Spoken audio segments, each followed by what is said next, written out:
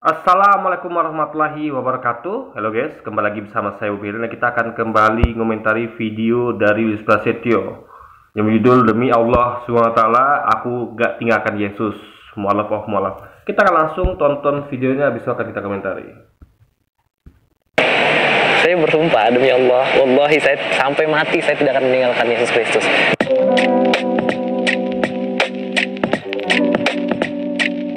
Assalamualaikum, selamat datang kembali di channel ini. Kali ini saya akan membahas satu topik nih guys. Topiknya adalah mengenai seorang mualaf. Ini kayaknya baru-baru nih, dia juga masih muda. Dia mengatakan bahwa dirinya itu tidak meninggalkan Yesus walaupun dia sudah Islam, sudah mualaf. Karena ketika dia mualaf dan menjadi Islam, justru disitulah dia sebenarnya semakin mengasihi Yesus. Apakah benar demikian? Mari kita bahas. Jadi gini, poinnya adalah maksudnya kita ketika kita itu misalnya masuk Islam ya kan. Poinnya bukan adalah mengenai perpindahan agama. Ingat ya, bukan pada poin perpindahan agama. Tapi apakah agama yang kita anut itu adalah mengikuti kata-kata Yesus. Jadi poinnya adalah kata-kata Yesus ya. Garis bawahi kata-kata Yesus, bukan kata-kata selainnya. Nah, kalau ada kata-kata selainnya tapi bertentangan atau untuk tadi tinggal kata Yesus, kita tinggalkan. Itu artinya mengikuti Yesus full. Jadi di agama Islam dia menemukan bahwa Islam ini mengikuti kata-kata Yesus ya sepenuhnya. Nah, di poinnya gini loh ya. Jadi yang perlu diingat ya. Jadi Yesus itu ketika dia itu hendak pergi, ya kan? Dan dia harus pergi, gitu kan? Karena dia tugasnya belum selesai guys. Dia harus pergi dulu untuk nanti kembali lagi di kedatangan kedua untuk meneruskan ajarannya. Nah, pada itu dia memesankan bahwa dia akan meminta kepada Bapa seorang penolong yang lain. Nah, karena jadi yang harus diikuti. Jadi nanti ada seorang penolong yang lain yang harus diikuti setelah dia pergi. Nah, karena dia adalah seorang penolong, dia adalah seorang Mesias, lalu dia meminta kita untuk mengikuti seorang penolong yang lain, yaitu penolong kayak dia juga, tapi yang lain gitu kan. Nah, itu yang harus kita ikuti kata-kata dia. Jadi ketika dia menurut kita untuk mengikuti seorang penolong lain, kita jangan abaikan itu gitu loh. Nah, kita akan bacakan ayatnya guys. Nah, kita akan bacakan ya Yohanes pasal 14 ya, mulai dari ayat 15. Nih, jikalau kamu mengasihi aku, jadi kalau kita tuh mengasihi Yesus ya, buktinya apa ya? Kamu akan menuruti segala perintahku. Nah, segala perintahnya termasuk yang ini. Tapi sebelumnya dia sudah memberikan perintah ya, bagaimana hukum cerai, bagaimana hukum kasih dan segala macamnya gitu kan. Bahwa dia juga tidak janganlah menyangka bahwa dia datang untuk menunaikan hukum Taurat dan kitab Nabi. Itu adalah perintah dia. Jadi jangan menyangka bahwa dia datang untuk menunaikan hukum Taurat dan kitab Nabi seperti yang disangkakan mereka ini, bahwa dia menunaikan hukum itu dan menggantinya dengan perjanjian baru. Jadi justru perintahnya adalah jangan menyangka ya. Tapi faktanya mereka menyangka. Itu fatal mereka guys. Jadi termasuk perintah yang ini, segala perintah itu masuk ini, yaitu di ayat 16-nya, aku akan minta kepada Bapa dan ia akan memberikan kepadamu seorang penolong yang lain. Ingat ya, seorang penolong yang lain. Artinya sama-sama penolong kayak Yesus ya, sama-sama Mesias, tapi yang lain. Berarti bukan Yesus, selain Yesus. Nah, berarti bukan bagian dari dirinya, sama kayak saya. Ketika saya mengatakan seorang Bobby ya, seorang YouTuber yang lain, nah, atau seorang pendakwah yang lain, artinya bukan ngomong tentang diri saya atau replika saya, enggak, tapi yang lain, yang sama-sama penolong, yang sama-sama pendakwah seperti saya. Bisa jadi Ustaz Abu Somad, bisa jadi Ustaz Adiyaya dan lain sebagainya. Jadi bukan saya gitu, ya kan? Nah, supaya ia menyertai kamu selama-lamanya, yaitu roh kebenaran. Nah, maksudnya yang menyertai ini apa selama-lamanya? Ajarannya. Jadi ajaran Muhammad itu berlaku hingga akhir zaman ya. Berlaku hingga akhir zaman ajaran Muhammad itu, yaitu roh kebenaran. Nah, roh kebenaran ini adalah title. Jadi kita tahu Nabi Muhammad itu adalah dilabeli sebagai orang yang jujur. Bahkan saking benar dan jujurnya beliau, musuh-musuhnya saja mengakui kejujuran beliau. Nah, bayangkan, belum pernah ada orang ya yang sampai musuhnya pun ya mengakui beliau ini adalah orang yang jujur gitu. Ya nggak pernah bohong sama sekali guys. Musuhnya aja mengakuinya. Tuh ada bayangkan berapa jujurnya beliau gitu. Jadi roh kebenaran adalah roh yang selalu berkata benar, berkata jujur gitu, ya kan? Dunia tidak dapat menerima dia sebab sebab dan tidak mengenal dia. Nah, kenapa dunia tidak mengenal dia? Tidak melihat dia dan tidak mengenal dia karena dia tidak di tempatnya Israel, bangsa Israel. Kenapa? Karena waktu itu yang bangsa terkenal itu adalah bangsa Israel. Siapa nggak tahu bangsa Israel dulu coba ya kan? Karena nabi-nabi dari Israel semua. Apalagi Israel tuh dijajah oleh Romawi dan Yunani. Jadi ngomong Israel, ngomong Yunani, ngomong Romawi orang nggak kenal semua. Tapi tentang Mekah, siapa sih yang tahu Mekah dulu? Padang gurun, ya kan? Padang gurun gitu. Siapa yang kenal Mekah gitu? Makanya dunia tidak melihat dan tidak mengenal dia karena dia asalnya dari Mekah, guys. Suatu tempat terpencil yang dulu kalau Anda lihat ya di peta dulu ya, itu diapit oleh 2 kerajaan besar, 3 malah, Yunani, Romawi dan Persia. Apa sih Mekah? Sampai kemudian Nabi Muhammad itu membentuk pasukan dan dia berkompetisi ya, kompet dengan Romawi dan Persia. Sebelumnya tidak ada apa-apa. Mekah hanyalah suatu daerah yang tidak dari antah berantah gitu guys, di padang gurun gitu. Tempat dahulu Nabi Ibrahim dan itu meletakkan anaknya Ismail di situ guys. Bayangkan coba, ya kan? Di Mekah tuh tidak. Ini sama kayak ini ya. Kita tidak mengenal, misalnya kita tidak mengenal ada orang yang misalnya tinggal di tempat terpencil yang sekarang lah nggak apa ya, yang kita tidak melihat dia dan tidak mengenal dia. Kenapa? Dia tidak terpublikasi.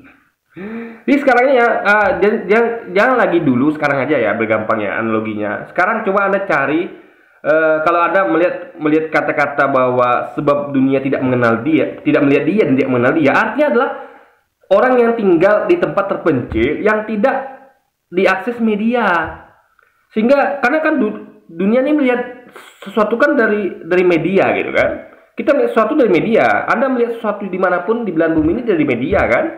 Kecuali Anda langsung traveling sana. Tapi kita ngomong adalah dunia. Dunia bukan kita ya, tapi dunia termasuk kita dalamnya. Itu melihat segala sesuatu itu tuh melalui media. Kita nggak akan tahu kejadian di Meksiko atau di Kutub Utara kalau nggak media memberitakan. Nah artinya tempat itu haruslah di tempat terpencil yang jauh dari akses media. Nah pada waktu itu adalah di mana? Di Mekah.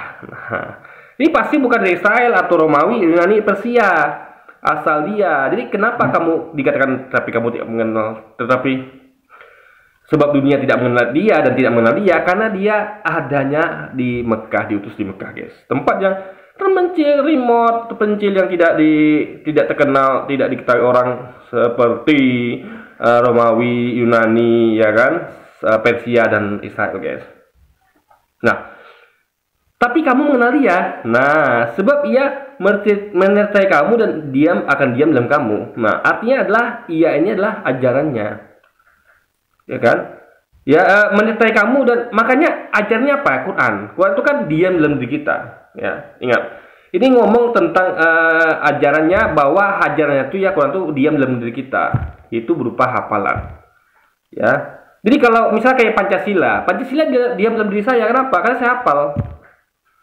Ini maksudnya diam di dalam kamu artinya ajarnya tuh sudah di dalam kita, dalam batin kita, dalam isi kepala kita, memori kita, hafalan artinya guys. Suatu yang kita hafal. Jadi sama gini.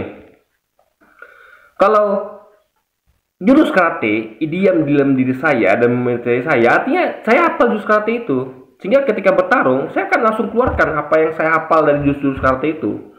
Itu maksudnya jurus karate itu diam di dalam kita dan menyertai kita sehingga ketika kita bertarung kita bisa langsung keluarkan jurus karate itu. Nah itu maksudnya sama kayak ajaran Islam itu kan berupa Quran dan Quran itu kan kita hafal. Jadi diam dalam diri kita dan menyertai kita sehingga manapun kita bawa hafalan itu kan, kita mau mengerjakan sesuatu, nah kita keluarkan hafalan kita, menyertai kita ingat oh Quran ngomong begini nih yang kita hafal itu nggak boleh begini nggak boleh begini ya, kita praktekkan. Itu artinya menyertai kita tuh itu diam dalam kita, hafalan Quran itu diam dalam diri kita ya, ajarnya itu Quran dan hadis juga ada yang hafal, itu diam dalam diri kita dan menyertai kita. Sehingga kita ketika kita praktekkan itu akan gampang karena kita sudah hafal guys gitu loh. Itu ya, itu poinnya. Nah, aku tidak, jadi ini perintah beliau untuk mengikuti seorang penolong yang lain, yaitu Nabi Muhammad. Jadi yang lain bukan dia, karena kan Yesus, Allah dan Roh Kudus kan dia juga gitu. Kalau kita lihat mereka meyakini bahwa tiganya adalah satu sama, artinya dia juga. Tapi ini dia ngomong tentang seorang penolong yang lain, berarti di luar dari Trinitas harusnya. Karena Bapa ya Yesus juga, Roh Kudus ya Yesus juga, tapi ini ngomong seorang penolong yang lain. Ya. Ngerti ya, paham ya logikanya. Nah.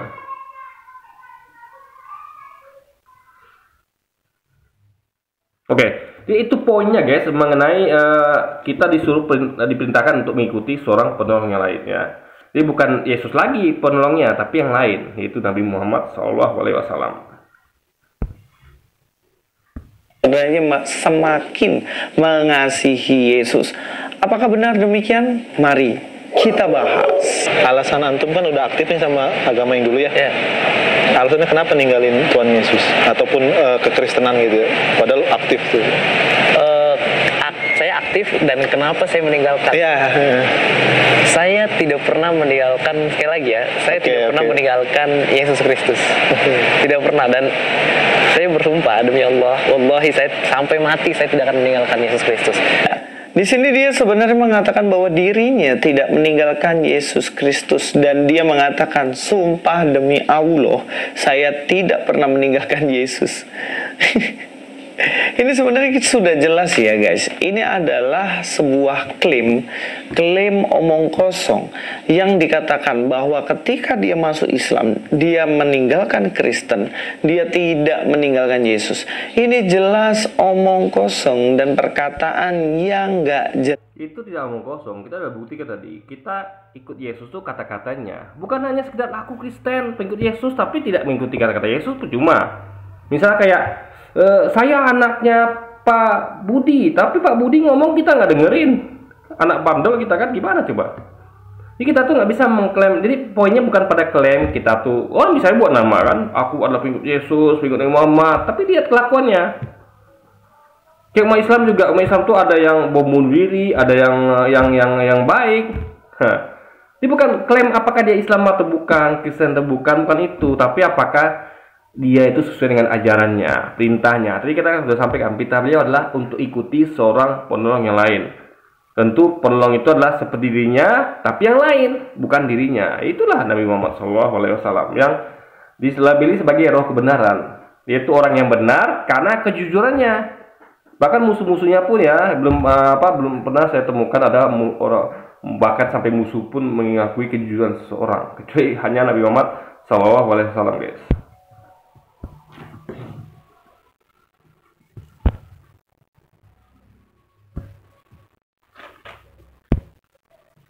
Yang nggak jelas, nggak ada buktinya.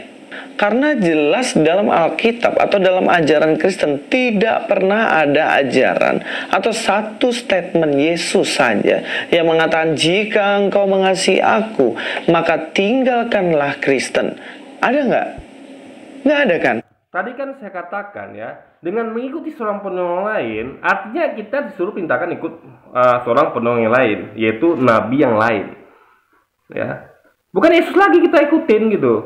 Nah, kalau dikatakan bahwa ada nggak kata-kata meninggalkan Kristen, saya tanya kembali ya sekarang, ada nggak Yesus katakan bahwa kita harus ikuti Kristen? Ada nggak? Nggak ada. Kita Yesus mengatakan statement bahwa ada nggak Yesus mengatakan bahwa untuk mengasihi aku tinggalkan Kristen? Kita balik lagi logikanya. Ada nggak Yesus mengatakan bahwa untuk mengasihi aku masuklah Kristen? Nggak ada guys. Karena Kristen itu hanyalah klaim.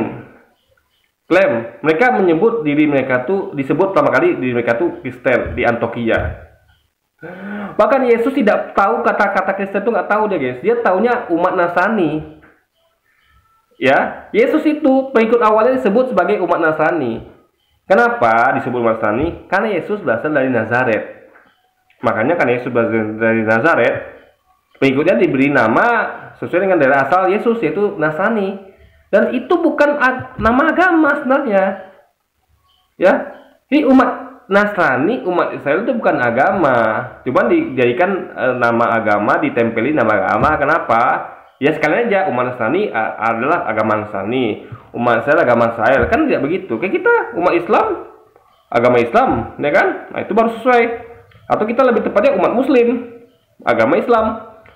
Jadi karena kan umat Muslim, agama Islam itu tidak merujuk kepada satu daerah, ya. Makanya ini benar dikatakan sebagai nama agama. Umat Muslim, Muslim adalah orang yang tunduk kepada perintah Tuhan. Seorang Muslim adalah seorang yang tunduk pada perintah Tuhan. Jadi Muslim itu adalah tunduk pada perintah Tuhan. Islam adalah apa ya? Saya lupa guys. Yaitu kasih gitu. Agama apa? Suatu kedamaian Islam itu kan. Damai dan apa ya? Itu ya hal-hal yang berhubungan seperti itu guys. Damai dan sebagainya macamnya. Jadi beda dengan Nasrani dan Yahudi. Yahudi adalah bangsa Yahudi. Nasrani adalah Nazaret, kota kelahiran. Itu bukan agama. Jadi justru Yesus tuh tahunya Nasrani. Yesus nggak tahu kata-kata Kristen, apalagi sampai logikanya, apalagi sampai kalau dia mengatakan misalnya masuk, kalau kamu ngasih aku masuk ke Kristen, kan nggak ada begitu, ya kan? Jadi dia justru mengatakan bahwa kalian hanya bentar, saya tengok dulu ayatnya ya. Jadi kalau Anda baca ya di Matius pasal 22 ayat 36 ya. Jadi ada pertanyaan dari seorang dari ahli Taurat. Jadi mereka berkumpul bersama orang-orang Farisi ya. Dia ada seorang ahli Taurat dia bertanya pada Yesus untuk mencoba Yesus. Ini untuk ngetes Yesus. Berarti nggak dia ini utusan Tuhan gitu kan? Berarti nggak dia ini nabi? Jangan-jangan ini adalah nabi palsu gitu kan? Nah, maka dites lah Yesus ini. Dengan bertanya, ahli Taurat ini bertanya ya, di orang-orang Farisi bertanya, guru, hukum manakah yang terutama dalam hukum Taurat? Jadi hukum yang utama ya, terutama hukum nomor 1, hukum paling penting, yang paling utama gitu.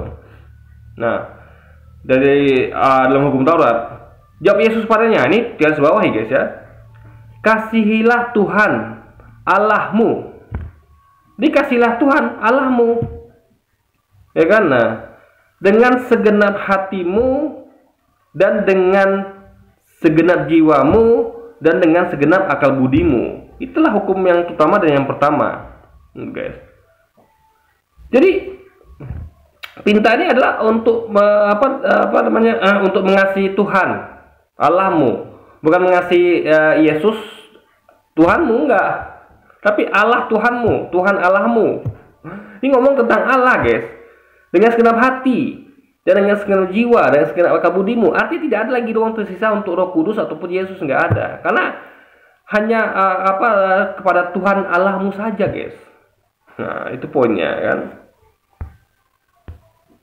Anda coba lihat juga di Matius pasal 4 ya. Itu dikatakan bahwa ketika iblis mencobai Yesus, jadi dia mengatakan bahwa di ayat 5-nya ya, coba kita bacakan ya. Kemudian iblis membawanya ke kota suci dan menempatkan dia di bubungan bait Allah ya.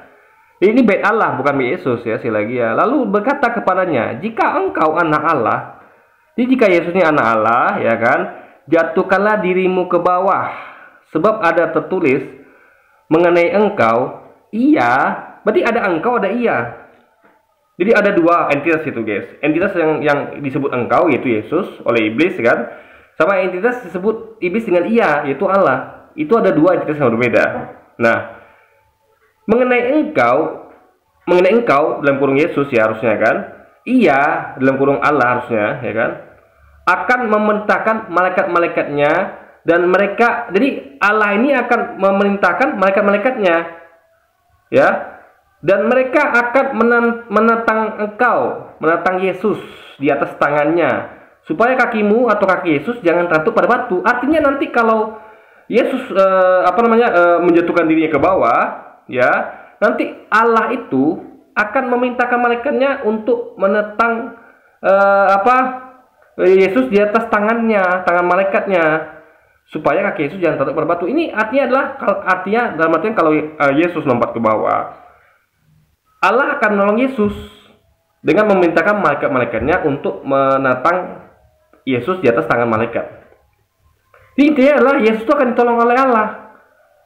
Nah, ini kita lihat ada dua entitas yang berbeda. Satu yang lompat ke bawah ya kalau dia melakukan itu, dan satu lagi yang akan menolong dia, yang akan memerintahkan malaikatnya untuk menolong Yesus dengan menatang tangan malaikat di atas Yesus gitu kan, di bawah Yesus, itu yang menatang Yesus gitu kan. Nah, artinya malaikat ini punya Tuhan, punya Allah, bukan punya Yesus gitu loh. Nah, jadi lalu berkata, ini poin lagi ya. Jadi Yesus berkata kepadanya, ada pula tertulis, janganlah engkau mencobai Tuhan Allahmu. Nah, ini orang Kristiani salah mengerti. Dikiranya ini adalah Tuhan Allahmu adalah Yesus. Enggak. Ini ngomong mengenai Tuhan Allahmu yang akan menolong Yesus apabila dia melompat ke bawah. Ngerti nggak? Mari gini misalnya gini ya. Misal gini. Ada orang nantang saya nih. Bob, kalau kamu memang di backing sama, misalnya saya anggaplah saya punya backing yang akan nolong saya, misalnya Superman. Bob datang misalnya penjahat namanya Lex Luthor misalnya, musuh Superman. Atau siapalah, anggaplah seperti itu. Bob, kalau kamu memang temannya Superman, kalau memang kamu adalah sahabatnya Superman, maka lompatlah ke bawah. Nanti Superman akan datang menolong kamu, terbang menolong kamu, menyambut kamu sebelum kamu jatuh ke tanah gitu kan. Nah, ya kan? Lalu saya berkata, ada pun tertulis, janganlah engkau mencobai Superman. Paham ya? Jadi ini dalam rangka bukan mencobai kita, tapi mencobai Superman. Benar nggak Superman ini akan menolong kita? Jadi seakan-akan iblis ini nggak percaya, atau membuat saya nggak percaya bahwa saya dalam pertolongan Superman. Paham logikanya? Jadi kalau ini kan Yesus dalam pertolongan Allah, sehingga kalau Yesus lompat ke bawah, Allah akan memintakan malaikatnya untuk menolong Yesus gitu, sehingga Yesus tidak tersentuh batu kakinya.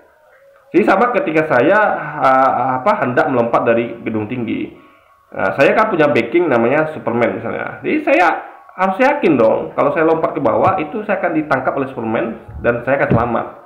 Ini adalah dalam rangka mencobai sesuatu yang akan menolong kita. Itu poinnya ya. Jadi kita percaya apa tidak gitu kan kepada penolong kita itu. Nah, Yesus kan meyakini bahwa penolongnya adalah Allah, Tuhan Allah. Nah, kalau saya tadi kan kasusnya saya meyakini penolong saya adalah misalnya Superman gitu. Jadi janganlah engkau mencobai Tuhan Allahmu. Jadi janganlah engkau ragu bahwa Tuhan Allah itu kan, Tuhan Allah itu kan Tuhan Allahnya iblis juga, bukan hanya Tuhan Allah Yesus juga, Yesus saja gitu kan. Jadi janganlah engkau mencobai Tuhan Allahmu sehingga kamu tuh ragu kalau dia tuh akan menyelamatkan aku ketika aku lompat dari sini. Gitu loh maksudnya guys. Jadi jangan ragu kepada Allah itu, bukan jangan ragu pada Yesus gitu. Karena yang nolong Yesus ketika dia lompat itu nanti Allah yang memerintahkan malaikatnya. Malaikat itu punya Allah guys. Nah, ini yang orang Kristen ini salah mengerti. Mereka mengira bahwa janganlah engkau mencobai Tuhan Allahmu adalah Tuhan Allahmu itu Yesus, bukan. Itu adalah ngomong sesuatu yang lain, yaitu iya. Yesus kan disebut sebagai engkau.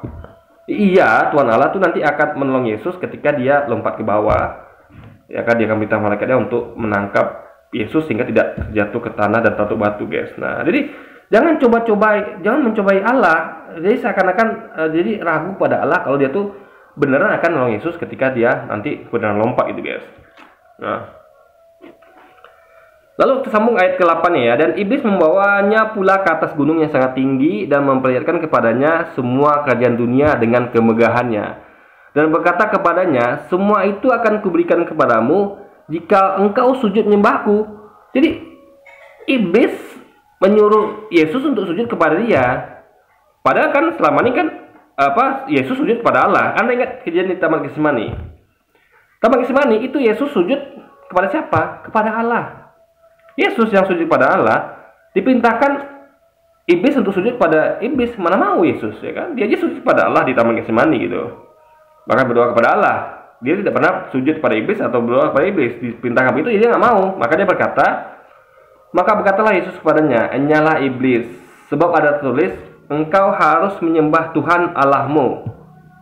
Ya, jadi Yesus memintakan iblis untuk menyembah harus menyembah Tuhan Allahmu. Dia menyebut kepada yang akan nolong dia nanti ketika dia tuh lompat ke bawah, guys. Nah, jadi dia bukan ngomong tentang dirinya sendiri, tapi tentang Tuhan Allah yang akan menolong dia ketika dia lompat ke bawah, seandainya gitu kan. Nah, dan hanya kepada dia sajalah engkau berbakti. Nah, ini kata-kata yang di baris bawah, yaitu dia berkata bahwa dan hanya kepada dia sajalah engkau berbakti. Dia memakai kata dia. Berarti itulah sesuatu di luar dirinya. Saya ngomong ya dia. Kalau saya ngomong ya dan hanya kepada dia sajalah engkau berbakti, itu berarti saya sedang ngomong seseorang di luar diri saya, bukan saya. Ini kalau dan ini memang ada kata-kata sebuah ayat tertulis, tapi begitu adanya, guys. Ya, jadi Yesus kalian menggunakan apa yang tertulis itu untuk sebagai lecture atau pengajaran kepada iblis. Jadi ini ngomong tentang bahwa Yesus tuh memerintahkan hanya kepada Allah sajalah iblis berbakti, ya kan, menyembah gitu, sama dan sujud tentunya. Karena tadi kan iblis nyuruh Yesus tuh sujud.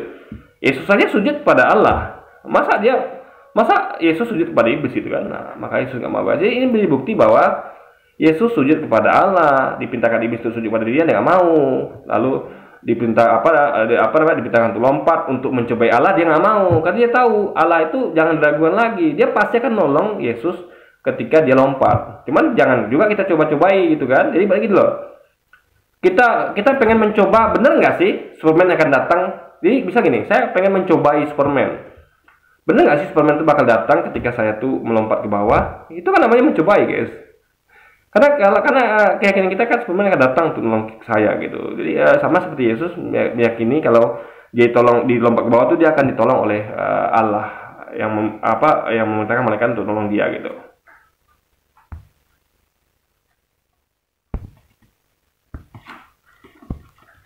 Jika engkau mengasihi aku, maka tinggalkanlah Kristen.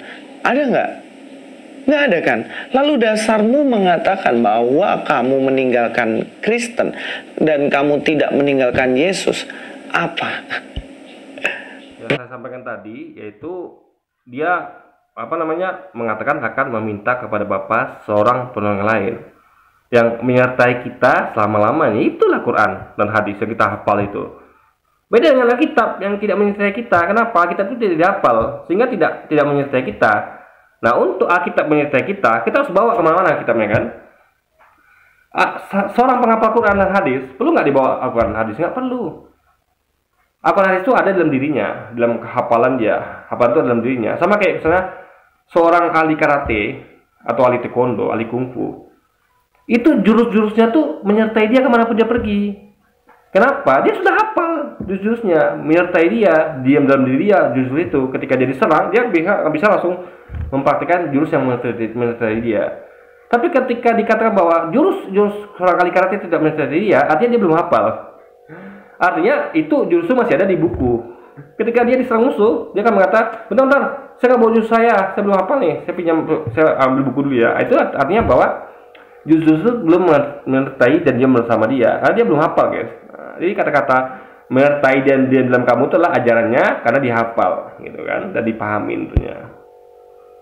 Karena kalau saya meninggalkan Yesus Kristus, saya bukan Muslim. Iya betul. Kita saya bukan Muslim ya sama Yesus Kristus. Saya beriman, justru kita sebagai Muslim itu cintanya itu lebih lebih dibuktikan gitu kepada Yesus. Jadi dibuktikan dengan mengikuti kata-katanya. Seperti yang saya sampaikan tadi, semua kata-kata Yesus kita ikutin, ya kan?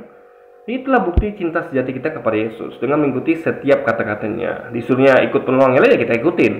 Disuruhnya kita berbakti pada Allah saja ya kita ikutin. Jangan mencobai Allah, jangan kita ikutin juga gitu, ya kan? Itu kepada Yesus Kristus gitu.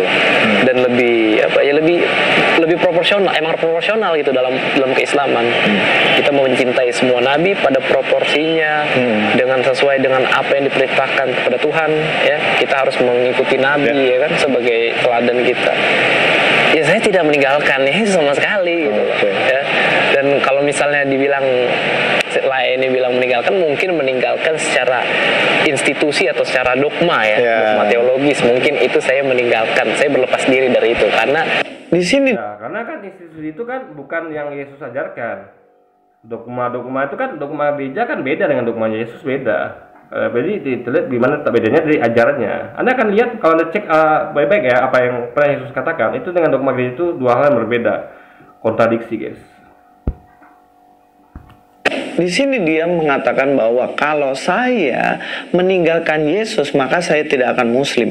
Jadi di sini ada indikasi bahwa jika kamu percaya Yesus maka kamu akan masuk Muslim, masuk Islam. Nah ini jelas tanpa landasan dan tanpa dasar. Kalau alasan tuh kalian gitu kan, Yesus nggak pernah ngajarin tentang Kristen, nggak pernah ngajarin tentang gereja segala macam. Ada Yesus bertangan ngajarin kalian, tapi kalian ngakui kalian sebagai pengikut Yesus. Ini kan absurd ya kan? Pengikut Yesus lah yang mengikuti setiap kata-katanya yang saya sampaikan tadi ya. Semua kata Yesus kita ikutin, ya kan? Disuruh ikut yang lain kita ikutin. Ya, apa yang tidak coba? Yang tidak kita ikutin dari kata Yesus.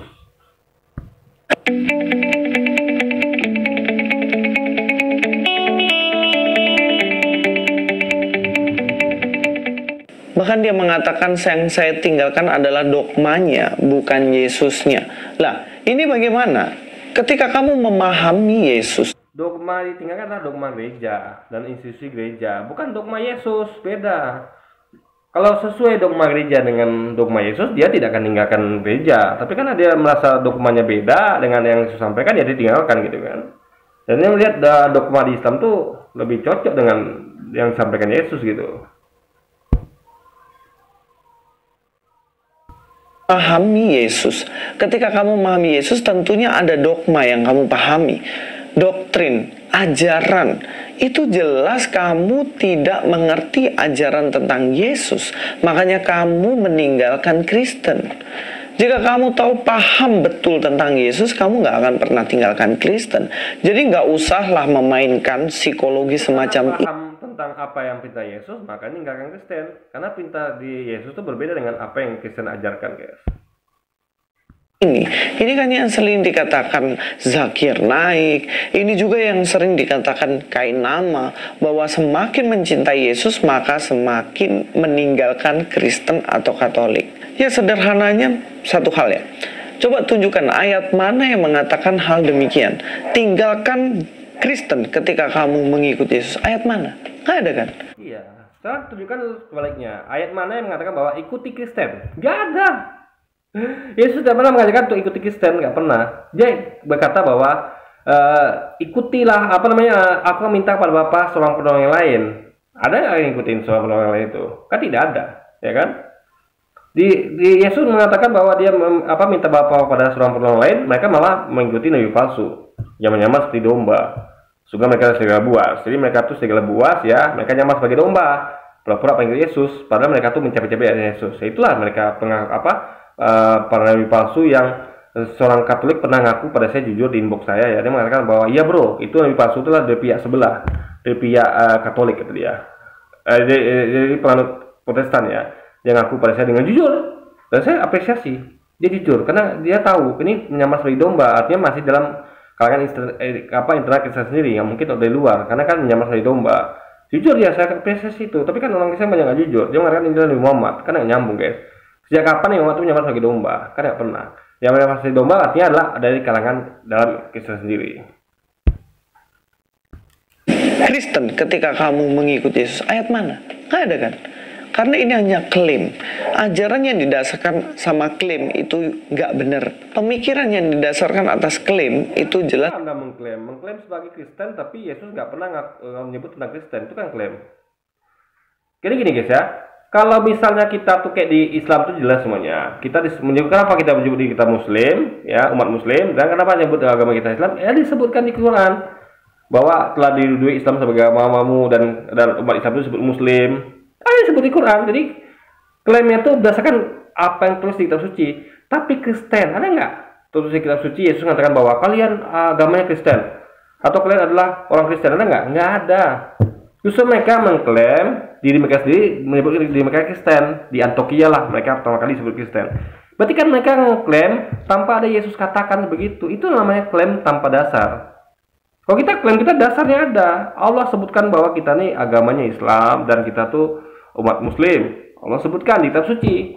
Langsung dari Allah kata-kata itu. Tapi ini kan mereka sebut diri mereka Kristen bukan kata-kata dari Yesus. Tapi di Antioquia mereka sebut pertama kali sebagai Kristen. Bukan Yesus katakan begitu, ya kan? Nah, inilah klaim tanpa dasar. Karena dasar itu mereka buat sendiri, guys. Benar, pemikiran yang didasarkan atas klaim itu jelas menanggalkan akal sehat.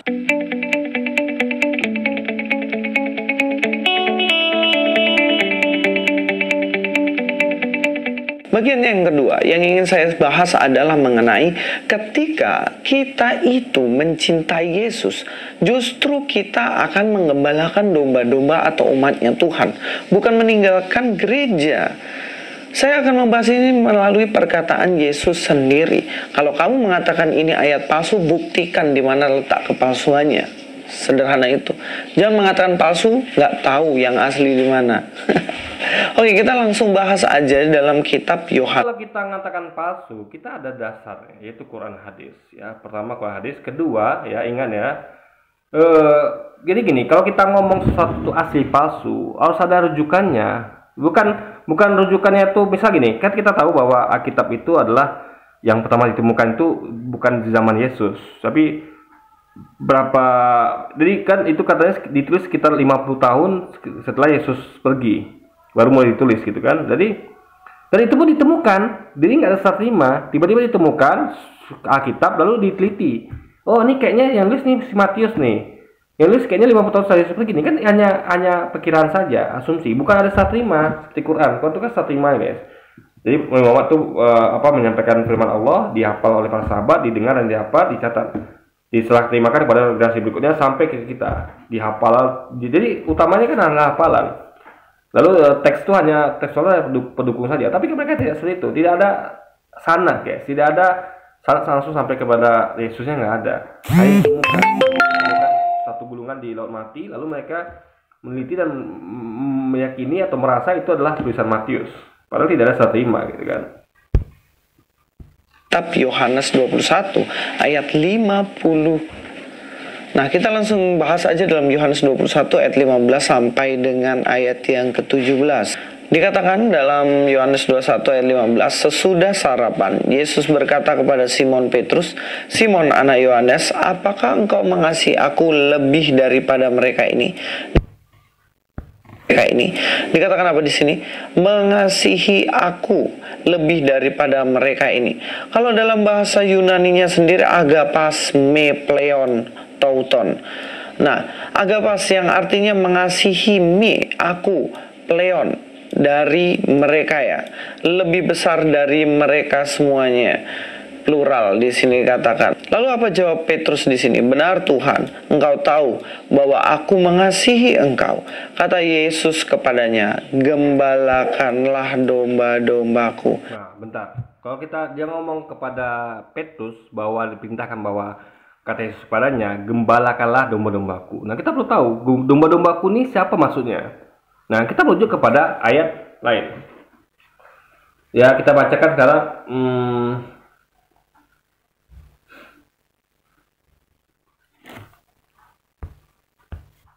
Ini untuk mengetahui siapa itu yang dimaksud Yesus bahwa gembalakanlah domba-dombaku, ya, siapa mereka domba-domba Yesus itu, kita bacakan di Matius pasal 15 ya.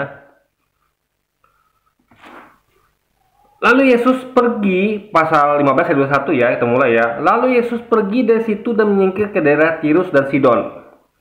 Maka datanglah seorang perempuan Kanaan di daerah itu dan berseru, "Kasihanilah aku, ya Tuhan, anak Daud. Karena anakku perempuan kerasukan setan dan sangat menderita." Tapi Yesus sama sekali tidak menjawabnya.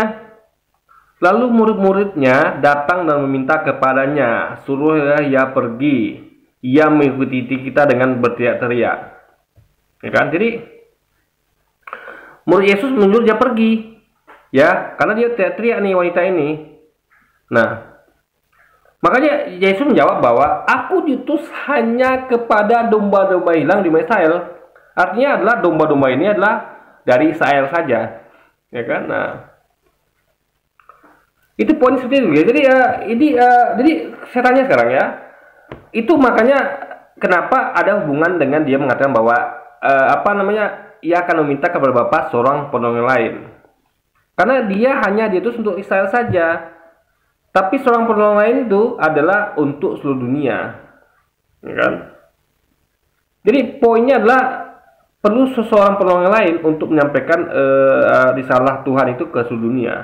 Jadi yang melanjutkannya adalah tugas estafet dari seorang penolong lain, itulah Nabi Muhammad yang diutus bagi ke seluruh dunia gitu kan.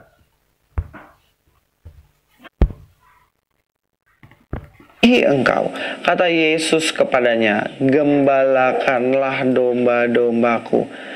Jelas di sini bagaimana Yesus ingin ketika seseorang mengasihi dia, maka mengembalakan dombanya. Bukan justru meninggalkan gereja, tapi mengembalakan domba. Dombanya Yesus nggak ada hubungan sama gereja, nggak ada. Ingat, gereja itu yang pertama kali membuat itu adalah dari bangsa Romawi, ya, yang menjajah Yesus. Ada hubungan sama Yesus nggak ada sama sekali. Jadi Yesus justru mengajar di sinagog, di tempat ibadah yang Yahudi. Ya, jadi Yesus tidak mengenal kata gereja, nggak mengenal dia sama sekali, guys, ya kan. Jadi dombanya pun adalah orang Israel. Domba itu di Israel, nggak ada yang lain, nggak ada, guys. Nggak ada dari Eropa, dari Amerika, dari ke Indonesia, nggak ada. Kan gereja, tapi mengembalakan domba-dombanya. Dan pertanyaan ini disampaikan oleh Tuhan Yesus 3 kali. Coba kita perhatikan ya. Dalam Yohanes 21 ayat 16, kata Yesus pula kepadanya kedua kalinya. Jadi sudah 2 kali Yesus menanyakan hal ini. Di ayat yang ke-17, the third time he said to him, lege autototriton. Lege artinya berkata, autototriton. Triton artinya ketiga kalinya. Pertanyaannya apa? Di sini dikatakan philes me, yang tadi agapais me. Ini philes me yang artinya sama. Yang artinya adalah apakah engkau mengasihi aku? Dan kemudian dikatakan apa? Gembalakanlah domba-dombaku. Kalau kita lihat dalam bahasa Yunani, boske ta probatamo. Boske yang artinya feed, gembalakan. Bahasa Inggrisnya feed my sheep, gembalakanlah domba-dombaku.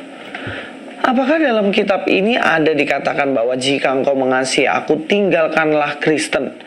Ataukah jika engkau mengasihiku, masuklah Islam? Ada nggak di sini? Justru pertanyaannya bukan begitu, Luis. Ya, jika engkau mengasihi aku, ada nggak katanya ikuti Kristen? Masuk Kristen kan nggak ada. Dia katakan bahwa gembalakanlah domba-dombaku. Nah, siapa domba-domba dia? Yaitu domba-domba hilang di bangsa Israel. Bukan Luis. Ini kayak saya nih. Waktu itu anggaplah saya Yesus. Ketika saya waktu itu hidup zaman itu, anggaplah saya Yesus. Waktu itu saya sedang ngapain? Saya sedang mengembalakan domba-domba dari hilang di bangsa Israel. Itu yang saya kerjakan. Artinya Yesus itu atau saya memiliki hanya domba-domba hilang di bangsa Israel, nggak ada yang lain. Nah, itu yang saya gembalakan. Saya tuh punya ayam dari ayam lah ya, sapi Australia. Saya ternakan adalah sapi Australia. Ya, saya lagi menggembalakan sapi-sapi Australia. Itu saya punya. Ketika saya perintahkan Luis, tolong gembalakan ini sapi-sapi saya ini, sapi-sapi Australia saya ini. Ya, sapi-sapi Australia. Nggak ada sapi-sapi dari Amerika, Hongkong, nggak ada, guys. Nah, itu poinnya. Jadi kita Yesus adalah untuk gembalakan domba-domba itu dari yang hilang di Israel saja, nggak ada yang lain gitu kan. Jadi nggak ada seperti yang dikatakan dia gereja, itu nggak ada, guys. Karena dulu tuh di Israel sih tidak mengenal kata gereja sama sekali ya. Engkau mengasihiku, masuklah Islam. Ada nggak di sini? Jelas nggak ada. Yang ada justru gembalakanlah domba-dombaku. Lalu apa yang dimaksud dengan gembalakanlah domba-dombaku? Masa Yesus punya domba? Nggak segitu juga kalau ngerti.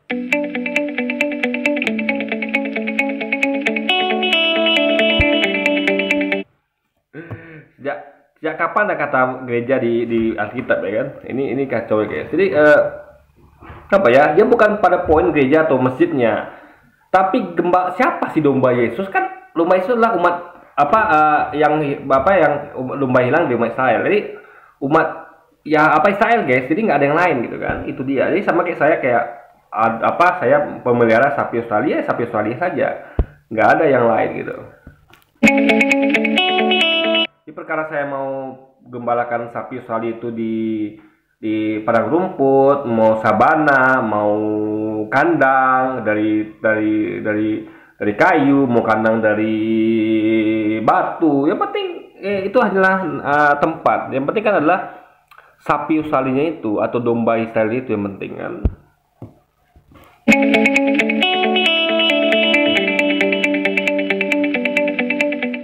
Poin ketiga, untuk mengkritisi argumentasi odong-odongnya mualaf ini, maka saya mengatakan bahwa gembalakanlah domba-dombaku itu ada dalam ruang lingkup gereja. Maka ketika engkau menjadi gembala dan mengembalakan domba-domba, maka itu ada satu Ruang lingkup gereja ya. Sejak kapan Yesus ngomong tentang gereja itu loh, ya kan? domba-domba, maka itu ada satu komunitas, yaitu gereja, bukan masjid. Dalam Matius 6 Guys, waktu itu belum ada gereja ya, belum ada. Dulu tuh Yesus ngajar di sinagoga, yang ngarang Luis ya.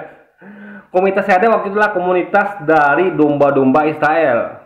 Sedangkan dari kanannya itu Yesus gitu, ya. Wanita kanannya itu Yesus, namanya tuh. Jangan lagi dari Indonesia, dari Itali segala macam. Dari kanannya ditolak beliau, karena beliau berkata bahwa aku diutus hanya bagi domba-domba hilang di Israel. Itu saja jemaat beliau, ya kan? Dan itu bukanlah gereja, bukan. Jadi guys, ini menghubungkan yang gereja itu sangat absurd sekali gitu kan, sangat tidak relevan gitu. Dalam Matius 16 ayat 18 dikatakan, dan aku pun berkata kepadamu, engkau adalah Petrus, dan di atas batu karang ini aku akan mendirikan jemaatku, dan alam maut tidak akan menguasainya. Jadi ini ngomong tentang jemaat Yesus ya, jemaat. Itu yang perlu digarisbawahi guys. Jadi kita ngomong tentang aku akan mendirikan jemaatku, dan alam maut tidak akan menguasainya. Jadi yang mendirikan jemaat Yesus itu adalah Yesus sendiri. Ya. Engkau adalah Petrus, dan di atas batu karang ini aku akan mendirikan jemaatku. Jadi yang mendirikan jemaat Yesus adalah Yesus sendiri. Petrus hanya mengembalakan. Jadi yang mendirikan itu Yesus, dan itu jadi pada waktu itu, bukan berapa selang waktu kemudian, enggak. Sedangkan gereja sendiri ya, kita baca sekarang awal mula sejarah gereja. Nah, kita baca sejarahnya ini sambil dari Wikipedia ya. Ada bisa setuju bisa tidak gitu kan. Tapi inilah sumber terdekat yang bisa saya temukan. Nah, gereja mula-mula terbentuk di Yudea, negeri jajahan Romawi, pada abad pertama Tarik Masehi. Jadi ini justru jauh setelah Yesus pergi gitu kan. Nah,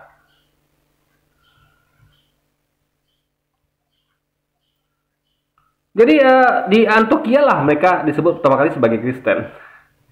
Di kata gereja ya, itu gereja tuh mulai-mulai terbentuk ya, bukan pada zaman Yesus, bukan. Yesus tidak mendirikan gereja. Jadi awalnya malah terbentuk di Yudea, negeri jajahan Romawi, pada abad pertama Tarik Masehi. Jadi jauh setelah Yesus pergi. Jadi nggak ada hubungan sama Yesus sama sekali gereja ini ya. Bahkan Kristen pun tidak ada hubungan sama Yesus, karena itu baru pertama kali disebut mereka tuh Kristen di Antioquia ya.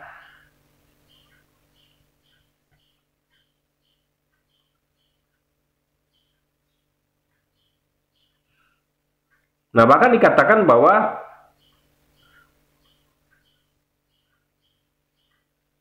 kepemimpinan gereja berawal dari para rasul. Jadi gereja itu kepemimpinannya diawali oleh para rasul, bukan dari Yesus. Jadi bukan Yesus yang mengawali, ya. Jadi karena kalau dikatakan bahwa Yesus akan mendirikan jemaat, kalau itu sebagai gereja, harus kan Yesus jadi pemimpinnya, kepemimpinan pertama atau awalnya. Tapi kan tidak. Tapi kepemimpinan gereja berawal dari para rasul, bukan dari Yesus. Itu artinya adalah gereja nggak ada hubungan sama Yesus, nggak ada. Tapi hubungan gereja adalah dari para rasul. Yesus tidak pernah mendirikan gereja, nggak pernah. Jemaat Yesus itu adalah yang mendirikan Yesus adalah jemaat dari umat domba-domba yang jemaat Israel. Nggak ada hubungan sama dengan gereja, nggak ada guys. Atau lagi dengan Kristen gitu.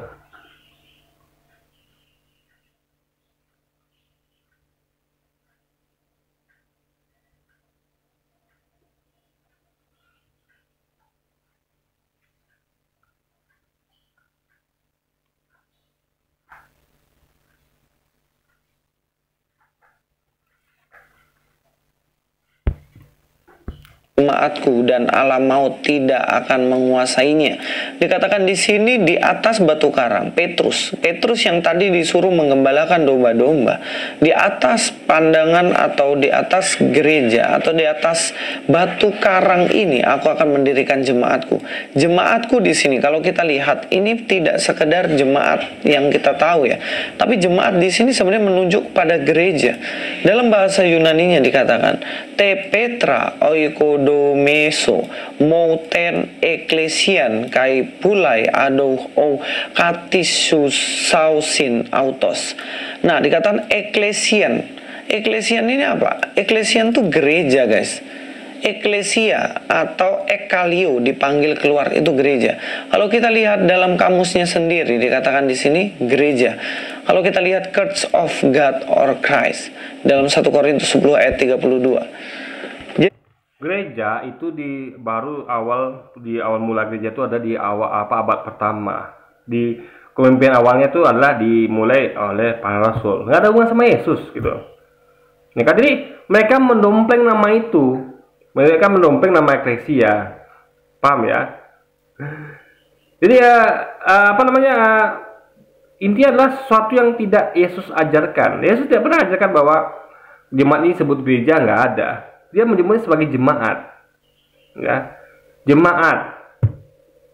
Jemaat itu makanya diartikan dalam bahasa itu namanya jemaat. Jemaat itu adalah seperti komunitas, seperti ya kayak kita lah. Jemaat itu kan bukan merujuk pada nama, enggak. Jemaat ya jemaat. Jadi ada jemaat Kristen, ada jemaatnya Islam, jemaatnya Hindu, jemaat Buddha. Itu jemaat itu adalah suatu, kalau kita lihat dalam bahasa Indonesia, jemaat itu adalah suatu komunitas gitu. Jadi bukan suatu bukan denominasi kayak gereja gitu, bukan. Iya, ada kan kalau jemaat itu sama kayak masjid. Bisa kita sebenarnya kan nyebutnya jemaat masjid. Lalu kita katakan jemaat saja, kan nggak bisa gitu. Sama kayak misalkan kan sebetulnya jemaat gereja, kan nggak ada jemaat aja berarti jemaat gereja kan nggak ada. Karena kata jemaat itu adalah kata yang umum, gitu. Jemaat itu kata yang umum, nggak bisa ditujukan pada satu gereja, kepada kata gerejanya nggak bisa, guys. Jadi ini namanya mencocokologi yang salah metodenya. Jadi mereka selama ini selalu menyalahkan cocokologi. Pak kita melakukan cocokologi dengan metode yang tepat. Kalau mereka kan melakukan cocokologi dengan metode yang salah, guys. Ya kan? Jemaat itu adalah kata umum, bukan kata spesifik kepada gereja saja. Di situ masalahnya. Jadi dia tuh mengupayakan supaya jemaat ini adalah hanya bersinggungan sama gereja saja gitu. Padahal jemaat itu adalah kata yang umum, gitu kan? Jadi di sini Yesus ingin Petrus mengembalakan domba-dombanya yang berada dalam ruang lingkup gereja. Jadi waktu itu jemaat Yesus itu hanya domba-domba yang dari Israel, bukan seperti sekarang gereja yang dari mana-mana, guys. Semua dari luar Israel pun ditampung. Sedangkan tadi aja wanita Kanaan ini tolak gitu kan.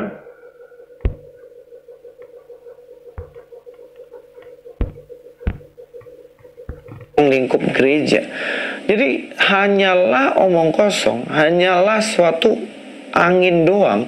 Kalau mengatakan semakin mencintai Yesus, maka semakin meninggalkan gereja atau Kristen dan kemudian masuk ke dalam Islam. Ini hanya klaim tanpa dasar. Makanya biasakan untuk punya dasar itu tadi nggak ada situ kata-kata gereja disangkut pautkan dengan gereja. Itu yang klaim tanpa dasar itu di situ gitu, ya kan? Suatu yang tidak ada dasarnya, guys. Islam. Ini hanya klaim tanpa dasar. Makanya biasakan untuk punya klaim-klaim itu dibuktikan dengan dasar yang kuat. Jangan cuman ngomong doang, ujung-ujungnya hanya klaim, gak jelas.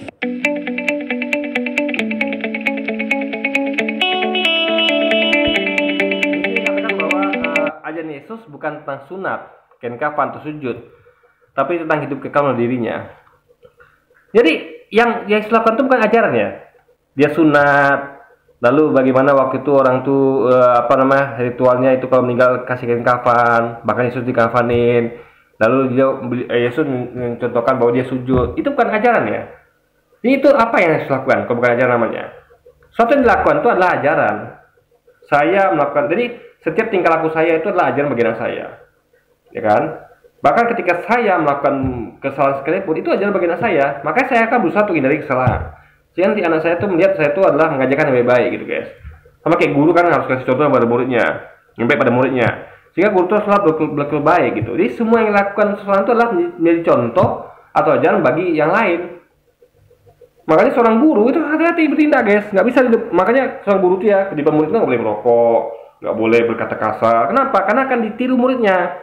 Karena seorang guru itu mengajarkan sepenuhnya, bukan berarti hanya ucapan tapi juga perbuatan. Nah, Yesus dengan ucapan perbuatannya itu mengajari pengikutnya, sehingga semua ucapan dan perbuatan Yesus ditiru.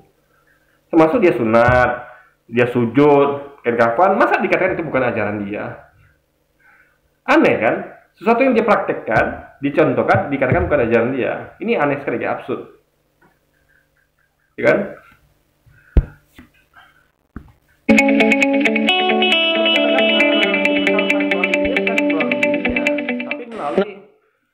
Hidup kekal melalui dirinya, kan tujuannya bukan dia hanya melalui, ya, dia hanya jalan. Hidup kekal itu adalah tujuannya Allah. Jadi kita tuh sama kayak nabi-nabi, semua adalah jalan. Kita hidup kekal melalui Nabi Muhammad, kalau dahulu melalui Yesus, melalui Ibrahim, melalui Musa. Ini mereka hanya jalan melalui gitu. Saya mau ke Jakarta, ya melewati dan lintas Sumatera. Tujuannya Jakarta gitu, dari Aceh sana. Ini sekali lagi ya, jalan lintas Sumatera, jalan lintas jalan lintas Pantura, jalan lintas selatan, itu hanya sarana untuk menghubungi kita pada tujuan, bukan tujuannya gitu. Kita bisa lewat mana saja, ya kan? Nah, kebetulan waktu zaman Yesus ya kita ikutnya Yesus, dia jalan salah satunya. Nah, sebelum dia kan ada jalan namanya Musa. Kalau di zaman Musa kan Yesus nggak ada, jalan itu belum ada, ya kita ikut Musa. Setelah Yesus pergi kan dia mengatakan bahwa dia akan minta pada Bapa seorang penolong yang lain. Itulah jalan yang lain, itu penolong yang lain itu. Ya kita harus ikuti dia, itu Nabi Muhammad guys. Gitu logikanya. Nah, biasanya di dasar untuk mengatakan bagaimana seseorang ketika mencintai Yesus semakin masuk Islam adalah ajaran-ajaran yang seperti misalnya kalau mati dikasih kain kafan atau sunat, dan juga bisa juga kalau doa itu sujud ketika si Yesus sujud di Getsemani, dan ada beberapa hal lainnya. Nah, ini dijadikan dasar ketika mengasihi Yesus maka dia akan meninggalkan Kristen karena Kristen tidak melakukan ini. Nah, ini jelas dasar yang sangat-sangat nggak kuat, karena Yesus nggak kuat gimana? Semua yang Yesus contohkan ya itu kita ikutin. Masa ada guru gini, misalnya guru nggak merokok, lo kita merokok gitu. Guru itu kayak tadi kan Yesus sujud nih. Berarti guru ini Guru ini misalnya Guru ini misalnya dia melakukan sesuatu, misalnya guru ini adalah datang dengan semangat gitu. Lalu kita menjadi nggak semangat gitu. Ya kita contoh juga guru kita, dia semangat gitu guys. Nah, dia sunat ya, mati dia tuh berapi, penampilannya kita rapi juga gitu. Masa guru kita rapi, kita nggak rapi? Masa guru kita tuh guru kita tuh ya disiplin, kita nggak disiplin? Guru kita itu masa guru kita tuh ya rapi, disiplin, sama apa lagi ya, sopan, kita nggak sopan juga gitu kan. Jadi intinya adalah apa yang guru itu adalah contoh. Jadi guru Yesus kan guru. Apalagi beliau bukan sekedar guru, beliau adalah nabi, utusan Tuhan. Jadi sebuah tindak lakunya harus dicontoh. Bagaimana bisa ya beliau itu sujud nggak dicontoh, sunat dicontoh, malah dilakukan sebaliknya. Sampai kayak guru tuh rapi rambutnya, pakaiannya rapi, disiplin orangnya, beretika. Kita sebagai murid kita nggak rapi, nggak disiplin, lalu kita nggak beretika, gimana sih guys? Makanya saya katakan ya bahwa kita lah pengikut Yesus sejati, karena kita mencontoh Yesus ya. Mereka tidak mencontoh Yesus. Ini guru, jadi kalau Anda klaim sebagai kayak Anda tahu idol itu aja dicontoh oleh pengikutnya. Coba lihat artis Korea, orang yang memang betul-betul pecinta idol sejati, dia akan mengikuti setiap perbuatan idolnya. Idol bahkan narkoba, dia narkoba juga gitu. Nah, itu kan contoh yang buruk. Dan artian itulah saking idolnya, semua diikutin. Nah, Anda mengaku Yesus sebagai idol Anda, tapi Anda tidak mengikuti dia, bagaimana bisa coba? Berarti Anda kalah sama orang-orang yang bahkan mengidolakan selain Yesus gitu kan. Dasar yang sangat-sangat nggak kuat, Karena Yesus datang ke dunia nggak cuman mengajarkan itu. Ahli Taurat, orang Farisi, orang Yahudi semua mengajarkan itu. Dan itu adalah budaya yang turun-temurun nggak perlu diulang-ulang. Itu adalah budaya turun-turun atau ulang. Yesus mengulang itu loh. Kalau itu nggak perlu, ngapain Yesus ulang? Ini ketika ini lucu guys ya. Jadi Yesus kan ngulang. Jadi orang Yahudi kan sudah mengajarkan itu. Yesus ulangin. Lalu dikatakan nggak perlu. Berarti sama yang mengatakan bahwa apa yang Yesus lakukan itu nggak perlu. Logik nggak guys? Jadi Yesus tuh ternyata faktanya menurut Luis ini adalah melakukan hal tidak perlu. Ngomong deh ke Yesus ya. Yesus, kenapa kamu melakukan hal nggak perlu gitu kan? Yesus melakukan hal nggak perlu guys. Aneh ya. Ada orang berkata yang ngaku pengen Yesus mengatakan Yesus melakukan hal nggak perlu secara nggak langsung. Dia tidak menyadari kalau dia sudah meyakini bahwa Yesus telah melakukan hal yang nggak perlu. Guys, justru karena perlu itulah Yesus ulangi. Orang Yahudi, Farisi menyampaikan begitu dan Yesus meneruskannya. Yesus mengiyakannya, bukan hanya mengiyakan, melakukannya juga. Paham ya? Ini bukan ngomong pengen ada istiadat loh. Bukan ada istiadat. Jadi ada istiadat itu ya, oke lah itu ada istiadat. Tapi jangan lupa, ada istiadat itu adalah sesuatu yang tentu ada basicnya. Nggak mungkin nggak. Kayak orang Yahudi kan adalah orang yang taat waktu itu ya, bukan ngomong sekarang atau setelah Yesus. Tapi zaman itu kan zaman orang Yahudi itu kan orang taat. Mereka adalah pengikut para nabi, pengikut Nabi Musa, Ibrahim sebagainya macam. Jadi ada istiadat mereka itu tentu bukan asal ada istiadat, tapi mengikuti dari apa yang kitab mereka suci mereka tulis. Bagaimana mereka tuh dibitakan sunat. Sunat itu ya bukan ada istiadat Yahudi yang bukan berasal dari agama. Tapi berasal dari agama itu kan adalah perjanjian sunat, itu adalah perjanjian kekal antara Ibrahim dengan Tuhannya. Itu agama guys. Ada istiadat yang diambil dari agama. Perjanjian bayangkan ya, perjanjian kekal antara Tuhan dengan Ibrahim, bukan perjanjian kekal antara ketua suku dengan anggota suku, bukan. Paham ya? Jadi sekali lagi ya, Luisnya ngerti ya, ada satu yang kayak gini. Contoh, ada istiadat sebagian suku di Indonesia itu kan kayak di Minangkabau. Itu kan ada istiadat Islam itu. Jadi ketika kita memakai ada istiadat Minangkabau, kita nggak sadar kita tuh setelah memakai ada istiadat Islam juga, ya kan? Jadi ada istiadat Yahudi itu adalah ada istiadat yang diajarkan para nabi gitu loh. Diambil dari agama, bukan dari sekedar dari manusia. Jadi ada sesuatu yang berasal dari Tuhan ya. Jadi mereka memakai agama sebagai istiadatnya, ada juga yang tidak. Nah, dalam hal ini ya, kalau ada istiadat Yahudi tentu mereka mengambil dari kitab suci, bukan dari hasil pikiran mereka sendiri gitu kan. Dan itu adalah budaya yang turun-temurun nggak perlu diulang-ulang. Tapi yang diajarkan Yesus, yang arti Yesus adalah Luisnya adalah budaya itu pikirannya budaya itu mungkin hanya kayak budaya dari buatan manusia saja. Enggak, budaya itu ada dari Tuhan. Contoh kayak budaya pesantren. Budaya pesantren adalah budaya yang diambil dari Al-Quran hadis. Budaya pesantren, budaya apa lagi? Budaya tertentu kayak budaya ya kayak di India. Budaya India itu diambil sebagian dari agama Hindu. Budaya India itu gitu kan. Juga budaya apa kayak Afghanistan, budaya Arab Saudi, budaya Qatar itu diambil dari budaya Islam, guys. Nah, jadi harus diingat. Jadi ada budaya itu yang diambil dari agama, ada yang tidak. Dalam hal ini kalau budaya Yahudi tentu mengambil dari agama Yahudi. Ya kan, dari kitab suci mereka yaitu Taurat dan Zabur dan kitab lainnya, guys. dan itu adalah budaya yang turun-temurun nggak perlu diulang-ulang. Tapi yang diajarkan Yesus apa? Dia ingin mengatakan bahwa akulah jalan kebenaran dan hidup. Jadi ketika mau hidup kekal, mau masuk surga, jalannya cuma satu, one way. Ya, itu pada waktu itu ya, Anda aneh kalau Anda ikut Nabi Musa. Nabi Musa kan sudah diganti dengan Yesus. Utusannya sudah berganti. Ya, ikut Yesus pada waktu itu. Tapi kita balik, ketika zaman Musa, Anda ikut siapa? Ikut Yesus. Yesus belum ada, bro. Nah, mungkin orang zaman Musa ikut Yesus. Ada nggak Anda temukan di dalil kitab? Orang ikut Musa itu Yesus? Nggak ada. Di Alkitab ya, Anda baca baik-baik ya. Pengikut Musa ya ikut Musa. Maka dikatakan pengikut Musa. Nggak ada dikatakan pengikut Yesus, nggak ada.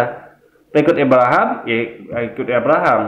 Pengikut siapa lagi? Salomo ya mengikuti Salomo. Nggak ada pengikut Salomo tuh mengikuti Yesus, nggak ada. Karena Yesus belum diutus, guys.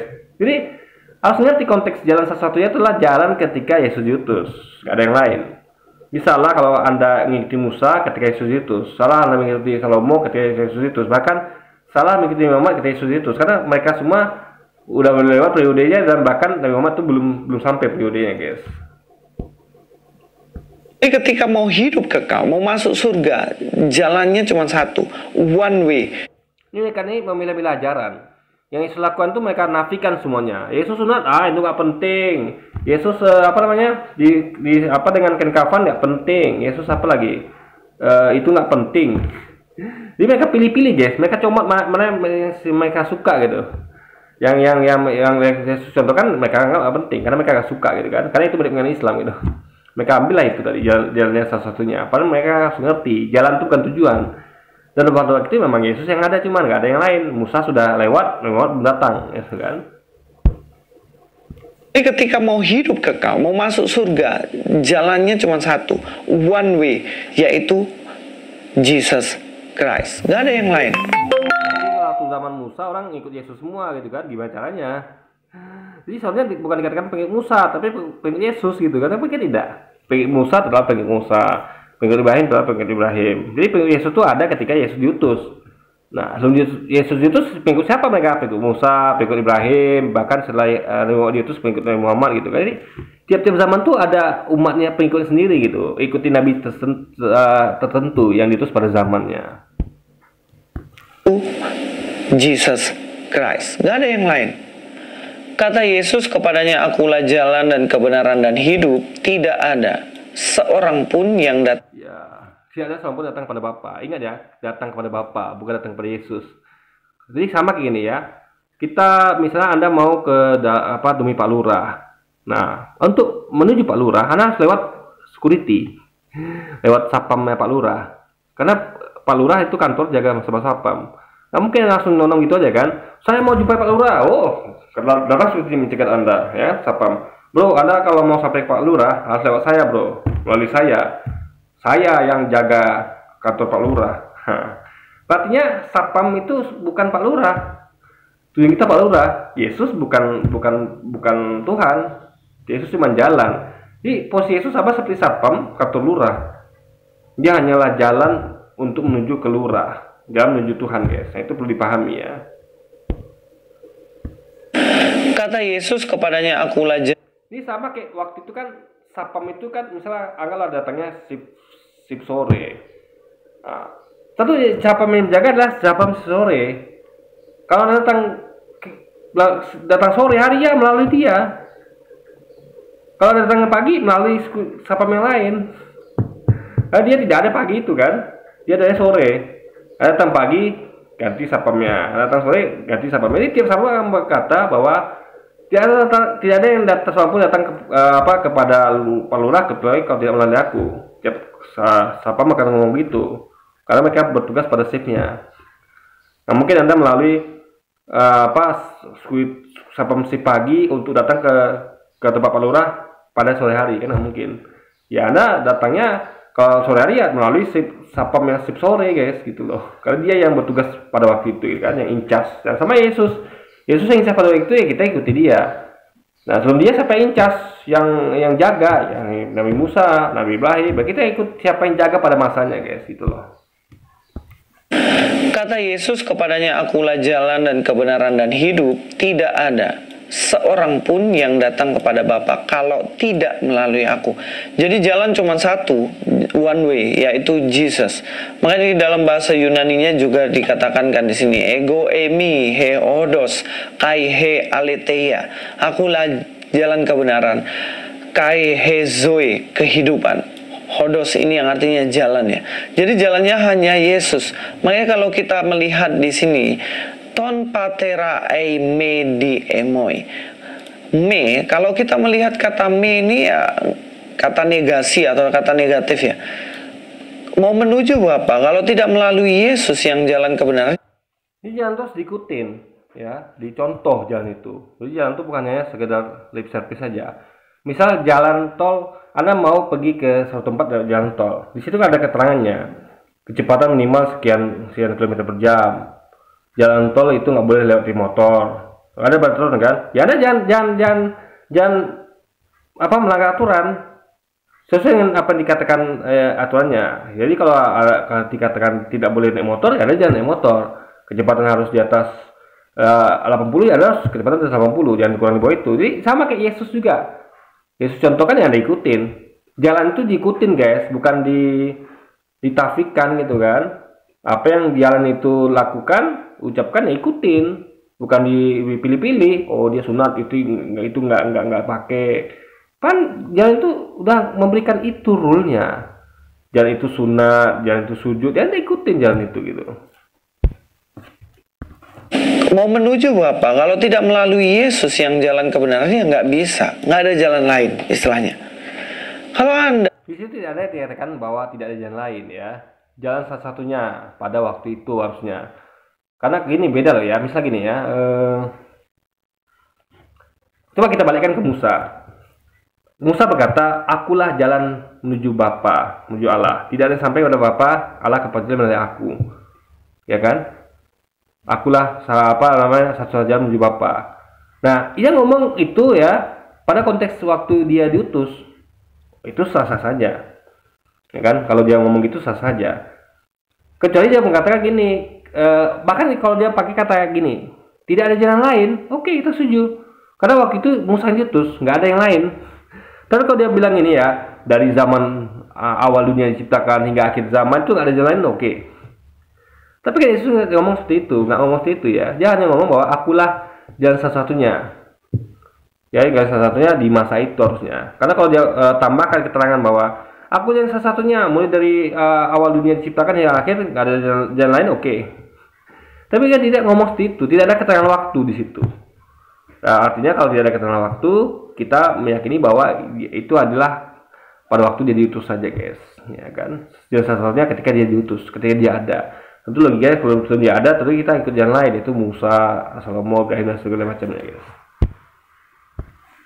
Kalau Anda memakai jalan lain, jalan tuh banyak. Salah satunya adalah Nabi yang diutus bukan ke Yahudi, tapi ke salah satu bangsa. Nah, ini dikatakan melalui Yohanes 14 ayat 6. Dikatakan bahwa tidak ada jalan selain dia. Inilah... Ya, kalau gitu, yang ikut Musa salah dong. Pengikut Musa salah, pengikut Ibrahim salah gitu kan. Karena mereka tidak ikut Yesus. Kan absurd guys. Ya, berarti Luis meyakini bahwa pengikut Musa nggak benar. Pengikut Ibrahim nggak benar, karena mereka tidak mengikuti Yesus kan. Itu poinnya di situ guys. Tidak ada jalan selain dia. Inilah ajaran Yesus yang paling pokok. Kalau kamu mengaku kamu pengikut Yesus, beriman pada Yesus, tapi jangan lupa dia mengatakan bahwa dia akan minta pada seorang penolong yang lain. Berarti penolong yang lain guys, seorang penolong yang lain, bukan dia lagi gitu yang harus diikutin. Jadi sebelum dia ada penolong yang lain, yaitu Musa, Ibrahim dan sebagainya, dan setelah dia itu ada seorang penolong yang lain gitu, ya kan? Itulah Nabi Muhammad. kamu pengikut Yesus, beriman pada Yesus, maka kamu akan tahu bahwa jalan satu-satunya menuju surga hanyalah Yesus Kristus. Mari kita menjadi Kristen atau manusia yang cerdas, tidak hanya percaya pada klaim-klaim omong kosong. Ya, ini contohnya Lucy nggak cerdas ya. Dia hanya percaya pada klaim kosong. Apa yang dicontohkan tidak diikutin, tapi hanya klaim saja. Aku pengikut Yesus tapi tidak mencontoh yang Yesus lakukan. Ini namanya klaim kosong. Kalau kita memang pengikut sejati, ya ikutin dia. Ya semua yang dilakukannya. Kecuali kayak kita mengikuti seorang guru, ya kita ikuti contohnya semuanya apa yang guru lakukan. Kita contoh, guru nggak merokok, kita jangan merokok. Guru disiplin, kita disiplin. Guru semangat, kita semangat. Guru apalagi ya, guru tuh rapi, kita rapi. Jangan sebaliknya, guru kita rapi, kita awat-awatan. Guru kita disiplin, kita bolos-bolos terus. Guru kita itu nggak merokok, kita merokok. Itu berarti Anda tidak mengikuti guru Anda dengan baik. Kan guru Anda sudah supaya memberikan contoh yang baik dengan ucapan dan perbuatannya. Sama kayak Yesus sudah supaya memberikan contoh yang baik dengan ucapan dan perbuatannya, tapi tidak Anda ikutin. Itu kan namanya bukan pengikut yang baik, guys. Karena pengikut yang baik itu adalah mengikuti semua ucapan dan perbuatan dari yang diikutinya. Dan kita yakini bahwa Yesus adalah manusia baik, utusan Allah yang baik, sehingga perbuatannya semuanya adalah pasti baik. Sehingga perbuatan baik itu harus kita ikutin. Dia sunat berarti baik, dia sujud berarti baik, gitu kan? Jadi semua yang dilakukan itu baik, ya harus kita ikutin. Kecuali Anda meyakini bahwa yang dilakukannya adalah tidak baik. Nah, tapi kan kita yakini bahwa semua yang dilakukan baik, sehingga harus kita ikutin, guys. kita copy paste lah semua perbuatan Yesus, karena itulah gunanya seorang guru. Karena dia kan adalah guru. Guru itu diikuti ucapan dan perbuatannya. Tidak boleh kita nafikan, kita pilih-pilih perbuatan mana saja gitu kan, tidak, karena sebuah perbuatan Yesus kan adalah baik. Sama seperti seorang guru yang cuma perbuatan baik yang dia berusaha contoh yang baik itu kita tiru, guys. Oke, jadi mungkin sekian dulu aja video kita kali ini. Sampai jumpa lagi di video selanjutnya. Wassalamualaikum warahmatullahi wabarakatuh, guys.